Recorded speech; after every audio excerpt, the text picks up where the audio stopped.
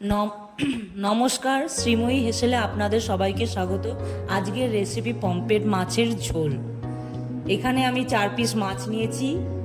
মাছের মধ্যে হলুদ, অল্প লঙ্কার গুঁড়ো,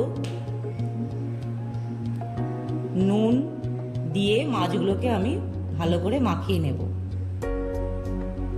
এপিট ওপিট করে মাছগুলোকে ভালো করে মাখিয়ে নিচ্ছি। এবার এই গোটা মাছগুলো আমি গাগুলোকে একটু ছুরি দিয়ে চিড়ে নেব, বডিগুলোকে, যাতে নুন হলুদটা ভালোভাবে মাছের মধ্যে ঢুকে যায়। পমফ্রেট মাছটা যেহেতু মিষ্টি, ওই জন্য একটু বডিটা হালকা করে মাছের ছুরি দিয়ে চিড়ে নিচ্ছি। বাক হয়ে গেছে আমার মাছগুলো ম্যারিনেট করা নুন হলুদ দিয়ে। এবার কড়ায় তেল গরম করে একে একে মাছগুলো আমি কড়ায় দিচ্ছি।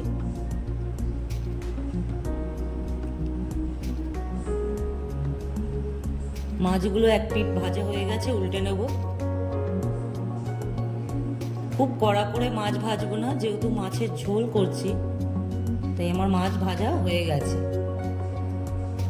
এইভাবেই আমি সমস্ত মাছগুলোকে ভেজে নেব। যেমন করে এই মাছগুলো ভেজেছি, বাকি সব মাছগুলো আমি এইভাবেই ভাজবো। এবার আমি এই কড়ার মধ্যেই দিয়ে দেব কালো জিরে, একটা বড় সাইজের আলু লম্বা লম্বি করে কেটে নিয়েছিলাম, হালকা করে এবার একটু ভাজবো। এবার কড়া একটু ঢাকা দিয়েছি যাতে আলুটা একটু নরম হয়। যেহেতু আমি ঝোল করব, কড়া করে ভাজবো না আলুগুলোকে, তাই হালকা করেই নেড়ে চেড়ে নেব। একটা পেঁয়াজ বাটা, ছোট সাইজের পেঁয়াজ আমি দিয়েছি, খুব বড় পেঁয়াজ না। আমি খুব একটা মশলা এই মাছের মধ্যে দেব না। একটা টমেটো কুচিয়ে দিয়েছি, দিয়ে ভালো করে নেড়ে নেব আলু, টমেটো আর পেঁয়াজটাকে।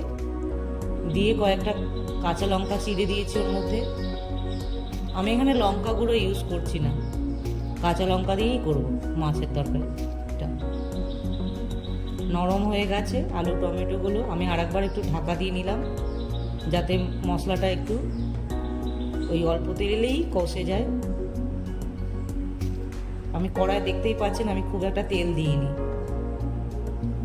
হলুদ দিয়ে দিলাম, নুন দিয়ে দিয়েছি, দিয়ে আরও নেড়ে নেবো ভালো করে। আলু, টমেটো, কাঁচা লঙ্কা সব কিছু একসাথে মিক্সড করে নিয়েছি ভালো করে। দিয়ে আমি এখানে অল্প পরিমাণ জল দিলাম, দিয়ে আবারও সব কিছু একটু নেড়ে নেব। আমার ভালো করে এগুলো নাড়া হয়ে গেছে, আবারও আর একটু জল দিচ্ছি, দিয়ে নেড়ে নিয়েছি। ব্যাস, আমি আর জল দেবো না, এই জলেই আমার মাছের ঝোলটা হয়ে যাবে। এবার আমি ওই ঝোলের মধ্যে এক এক করে সব মাছগুলো দিয়ে দিলাম। আমার মাছের ঝোলে সব কিছু দেওয়া হয়ে গেছে। এবার একটু মাছগুলো নাড়িয়ে নিয়ে আমি একটু আবার ঢাকা দিয়ে দেবো, মিনিট 4 মতন ঢাকা দেব।